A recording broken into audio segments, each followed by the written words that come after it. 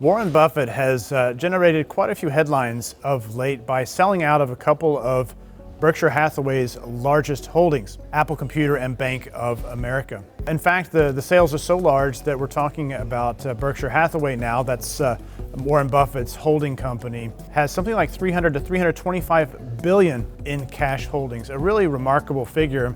Actually, maybe smaller than you would think, but this actually only represents 25 to 30% of the entire Berkshire Hathaway portfolio. First of all, it's important to point out that Apple is far and away the company's largest holding at 50% of the portfolio at its peak in 2023. So in any case, if Warren Buffett is going to cash, he would be selling Apple. But he has focused a lot on selling Apple, and in fact, it's an estimated 70% of that holding that has now been unwound. A very significant portion, therefore, of the overall Apple holding. Also, the other large stock that he's been selling out of, the second largest holding in Berkshire Hathaway's portfolio, and that is Bank of America. Those sales are far, far smaller, but still a very significant part of what is building this cash hoard at Berkshire Hathaway. Now, let's dig a little bit into the reasons why. He hasn't been completely clear on all the decision making going into this, but he has made some interesting comments, and there's some indirect things we might sort of suss out here as well. On the Bank of America side, this could just be about wanting to have less than 10% overall of the ownership of the company. There are a lot of regulatory filing requirements that are there when you own more than 10% of a company. And by just selling a little bit more than he sold already, then he gets below that 10% threshold, makes a life a little bit easier for Buffett and Berkshire Hathaway. Now, the Apple comments are a little bit more interesting, or the general comments around the stock market are very interesting from Buffett as he sold down to 70% of the holdings there. He has made comments that he believes that there simply aren't any good bargains in this market, that valuations are too high. And if we look at Apple specifically, I mean, after all, he's sold 70% of the holdings. That's a very high valuation for, yes, a very, very profitable company, but one that is growing more on the 6 to 10% range per year.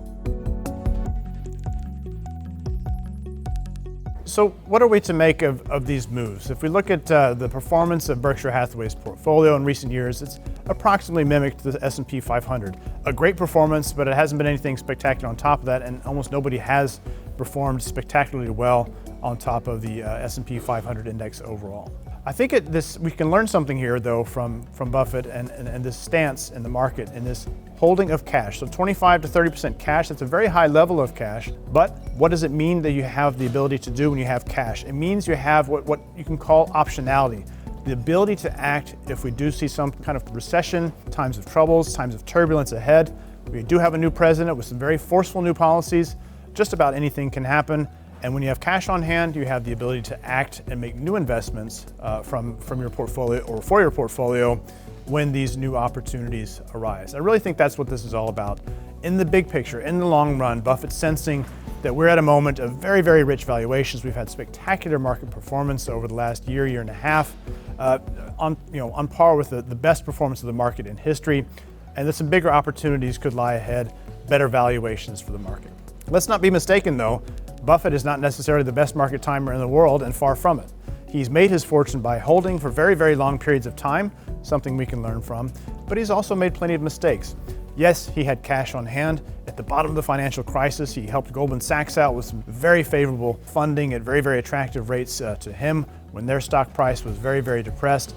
But he was also at extremely high cash levels in 2004, years before any sort of big dip in market sentiment or market crisis ahead. But overall, the main lesson here is that cash does not necessarily have to always mean a lost opportunity. Yes, it will mean lost opportunity if the market just continues to march higher and higher month after month and year after year. But it also means you have this optionality and ability to act if there is some sort of extended period of market uncertainty and volatility, and maybe even a recession at some point ahead. So all in all, an interesting lesson from one of the most legendary long-term investors who at this point in time in market history, with where we are ahead of this Trump presidency, feels like going into a pretty large allocation to cash is the best idea.